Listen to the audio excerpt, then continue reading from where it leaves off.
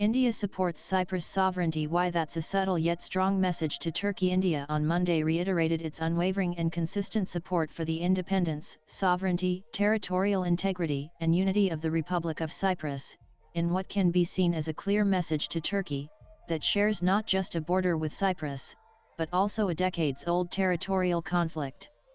India's statement comes in the backdrop of Prime Minister Narendra Modi's visit to Cyprus, where Met President Nikos Christodoulides. India reiterated its unwavering and consistent support for the independence, sovereignty, territorial integrity, and unity of the Republic of Cyprus.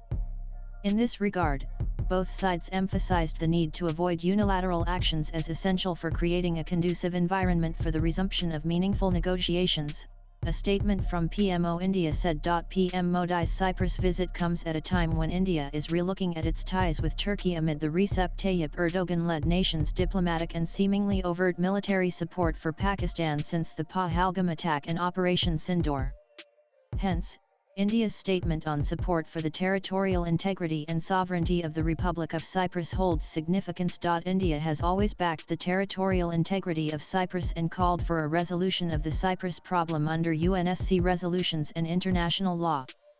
On Monday, PM Modi visited the historic center of Nicosia with Cyprus President Christodoulides. The two were seen speaking to each other with the Turkish-controlled northern Cyprus in the background. The flag of Turkish Republic of Northern Cyprus (TRNC) could also be seen in the background.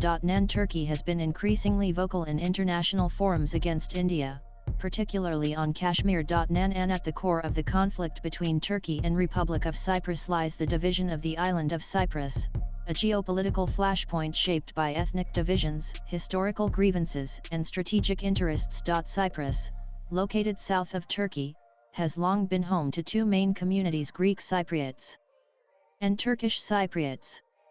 Tensions began escalating in the 1950s when Greek Cypriots pushed for an Osis union with Greece, which worried the Turkish Cypriot minority and Turkey. Following independence from Britain in 1960, the island adopted a power-sharing constitution.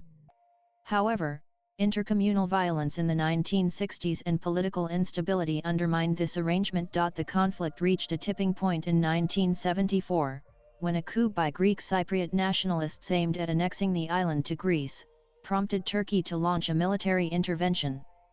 Turkish forces took control of the northern third of the island, displacing thousands of Greek Cypriots. In 1983, Turkish Cypriot leaders declared the formation of the Turkish Republic of Northern Cyprus (TRNC), a state recognized only by Turkey. To this day, the island remains divided.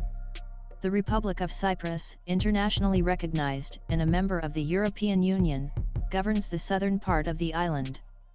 The north is administered by the TRNC with heavy Turkish military and economic backing. The buffer zone, known as the Green Line, is patrolled by United Nations peacekeepers. Greek Cypriots demand the return of occupied land and the withdrawal of Turkish troops. Turkish Cypriots and Ankara, on the other hand, insist on political equality and recognition of their self-declared state. Numerous unmediated negotiations, including the Annan Plan in 2004, have failed to produce a lasting solution. Swipe left for next video. The conflict is further complicated by natural gas exploration in the region. The Republic of Cyprus has issued drilling licenses in areas that Turkey claims infringe on its continental shelf and on Turkish Cypriot rights. Turkey has sent its own exploration vessels into disputed waters, clashing with Cyprus, Greece, and even EU regulations. Despite occasional diplomatic engagement, the conflict remains. Latest blogs.